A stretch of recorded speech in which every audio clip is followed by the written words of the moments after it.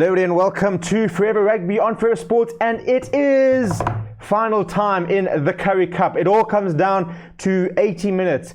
Bulls versus Sharks, Loftus Versfeld, 3 o'clock South African Standard Time. That is where it's going to be happening. As I said, it all comes down to one game, and what has been a landmark competition in terms of Super Rugby and not the Currie Cup. We've got a Currie Cup which is pretty much run over 2 separate competitions over 2 groups. It all comes down to one big final, and it is 2 really stacked sides with lots of Springboks, lots of experience, and lots of history between the 2 sides and within the Currie Cup itself as the Bulls host the Sharks. Before we look at the 2 teams, which are very, very good, might I add, please don't forget to subscribe to the channel, bottom right-hand corner there, smash like on the video as well. Right, so in terms of who is the favourites? We know that the Bulls are the favourites going into this weekend. They have been the best side since Super Rugby Unlocked has begun. Sharks, though, have had their days, and I think they've been a little bit inconsistent, but when they played really well, they looked like the side that they were in the Super Rugby almost a year ago, where they could beat any side. In fact, if you go back to literally almost a month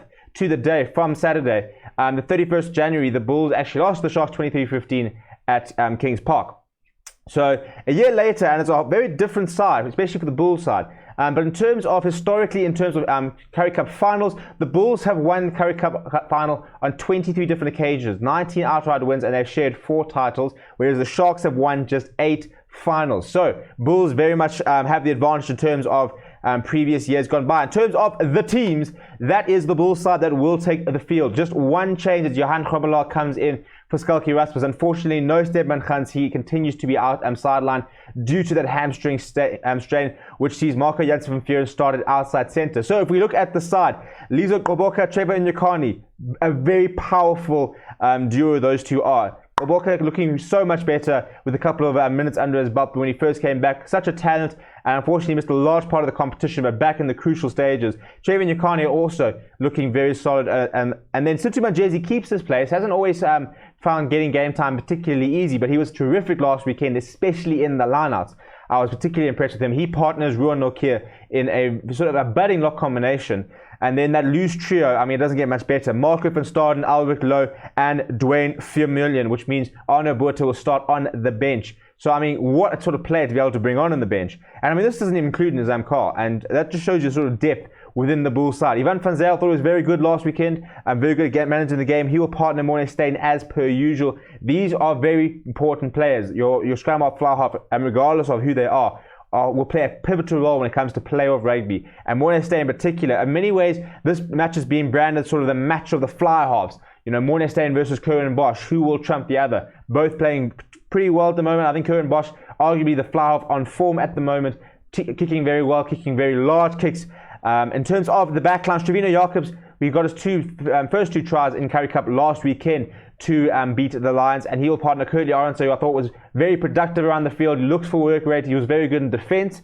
Also a very young and bright prospect. And then Cornel Hendricks, who I thought could have been a candidate for man of the match in the semi-final. His transition to inside centre has been superb, and he is a hard runner. He's solid in defence, and he brings some nice experience to that midfield where it's quite. It's very inexperienced wings and very inexperienced an outside centre, Marco Jansen van Vuuren, who hasn't played a lot of rugby at outside centre, and then David Kriel. So, you've got 3-4 players all playing in their first sort of Currie Cup final. So, Cornel Hendricks and Morné Steyn are going to be very important in terms of having that experience in the middle of the back line. Just making sure that the youngsters don't let the occasion get to them and that they can try and just stick to the basics and do the job. And then on the bench, Skalkie Rasmus will start on the bench. Jacques van Rooyen and Morné Smith are the reserve props. Jan Ace, Arno Botha will cover the rest of the pack. Ambrose Papier, Chris Smith, and Manus Potgieter coming off the bench. So, Ambrose Papier particularly is a fantastic player to have to be able to call on the bench. Springbok capped and really sort of battling Ivan van Zyl for that starting spot. I'm a big fan of Ambrose Papier, so fantastic to have him on the bench. And in terms of the Sharks side, just the one change as well, which is actually at scrum off, which sees Jaden Hendricks to start ahead of Sanele Nhamba, which I think is the right call. And I said in my post-match reaction, I was very impressed with Jaden Hendricks when he came on last week. I thought that the Sharks were battling in the first half to try and keep in the game, and they were doing a lot of defending. And when he came on, his tactical kicking, his awareness, he made some very good runs. And I thought he did change the dynamic for the Sharks, which is why he actually got into our team of the week ahead of Ivan van Zyl. But apart from that, what's very interesting is that Sean Everett spoke about the fact that regardless of the result this weekend, this season, or this sort of half a season, was all about building culture and diversity. And if you look at this side, we are seeing a Currie Cup finalist which has 16 out of 23 players of color. Now, talk about a transformation success story, because I mean, you look at that side and you don't, and you can see that everyone is there on pure talent. There's so much talent in the Sharks, and they really have been. They've taken transformation head on and said, you know what, we know we have to do this. We're not going to shy away from it. Much like Rusty Rasmus said, we said we're going to take it on head on, and we're going to be proactive about it. We're going to go and find the best young black talents in the country. We're going to bring it to the Sharks, and we're going to nurture them and get them playing. And I mean, you look at the likes of Aprile Fassi, Spoon Corsi, Lakanyo I mean, what a stacked backline that is. Jaden Hendricks, a really bright up-and-coming scrum half. Curran Bosch looks back to his best. Yao Penke has had a fantastic season. He's really taken the most out of the loan from the EP Kings. In the pack, Sikambo Noche is playing back some of his best rugby. You've got Oxen Chair, Fezan Bata, another young hooker who's coming through. So it's such a good transformation story, which would be so nice if they were to go on to win it, that you could sit there and say, you know, it's not always a bad thing, you know, or it's not necessarily a bad thing, and it's something that is a reality within the country and needs to happen to a certain degree, but needs to happen correctly. And I think that's been the biggest issue, that there's been so much resistance towards it because of the way it's been done in certain cases, with some people taking very much a tick box approach and just sitting there saying, well, we have to have a minimum of this, so sort of fast tracking certain players and stuff like that. Whereas the Sharks take a head on and say, well, we understand the situation, let's go and find the best players and let's bring them into the side and let's see what we can do. And you look on the bench, and also a lot of talent there. Timberlani Boli playing very nicely. Marnie Liebach, great player to come off the bench. And then the Humber and Jaden Hendricks are going to be a fantastic battle between the two for who will start as the Sharks move forward. But in terms of the team itself, so Oxenchair and Thomas du Toit, a big boost back in for the Sharks last weekend, coming back from injury. Fezan Bata I thought was quite good. Line-out time was quite accurate, and we'll need to do the same. Ruben van Heerden and JJ van der Mesht, a very solid lock combination, quite a physical lock combination. I was surprised initially last week when Hiram Andrews was actually dropped to the bench, but JJ van der Mesht was very impressive. So he'll have to play well again, because Hiram Andrews is a very good player to come up. I mean, he's a very good defensive player. He's decent at the lines, and I thought he was playing some very good rugby this season.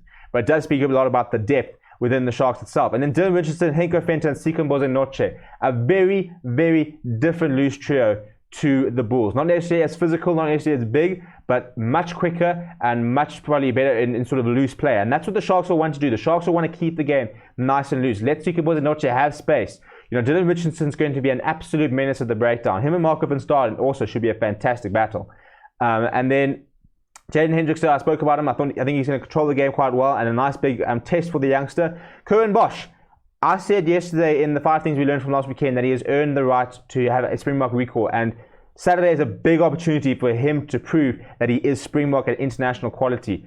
Can he do what he's been doing all season in a pressure situation, in a final situation? That's what he can prove this weekend. Yao Penke will work very hard. We know this. Spoon Corsi, a player who can create anything out of nothing, a fantastic finisher, but also when it looks for work, you know, he'll never be too far from the action. If it's not happening for him, he'll come inside, he'll make his tackles. Marius Lowe is going to have put a big game in, because I think Lekanya is going to be, it could be a big factor for the Bulls, because I think, for the Sharks. I think if Marius Lowe can help with some go forward ball and stuff like that, then I think that Lekanya is going to could get the better of Marco Jansen van Vuren and some very inexperienced Bulls wings. You know, he's a player. Is a player who can find space. He's got a really good offload game. He can chip and chase. He's a very creative player. So they give him too much space and too much opportunity, he will, alongside Marius Lowe and Yao Penke and Spoon Corsi, he will be able to pick out gaps. And then Aprile Fassi, one of probably the best counter-attacking fly half in the country. He's got raw pace, arguably one of the fastest players in South Africa right now. He'll be looking to try and get a lot more on the ball and try and sort of express his attacking talents on the weekend. On the bench, Dan Juster, Mzo Mjolo, and Mark Kumbra are the front row replacements. Hiram Andrews, Tebelani Boli will cover the rest of the packs, and then the Humber drops to the bench, so he'll want to try and prove something when he comes on. Jeremy Ward, a nice hard-hitting centre, very good defensively, and then Mani Liebach, you can cover fullback and fly off. So it's a very nice combinations and a nice sort of utility players on the bench, which cover a number of positions, which makes the Sharks very versatile. They can chop and change quite a bit. You know, you've got Dylan Richardson, who's filled in a hooker before, so you know it's a team where they can move players around quite easily, which is quite nice because it means they can adapt depending on the conditions. At the moment, it's been a very wet week in Gauteng. I think Loftus is currently underwater, so it could be a very interesting in terms of the conditions this weekend. If it is very wet, it will tend to favour the Bulls.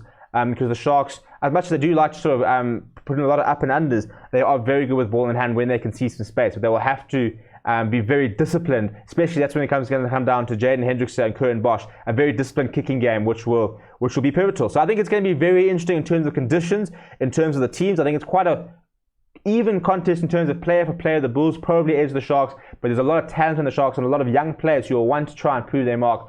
On the biggest stage in South Africa, it doesn't, in terms of South African rugby, it doesn't get bigger in a Currie Cup final. It's the oldest competition in the world. It's one of the most eagerly anticipated competitions in the world, and it all comes down to 80 minutes. Let me know what your score predictions are. I'm going to go Bulls by 5.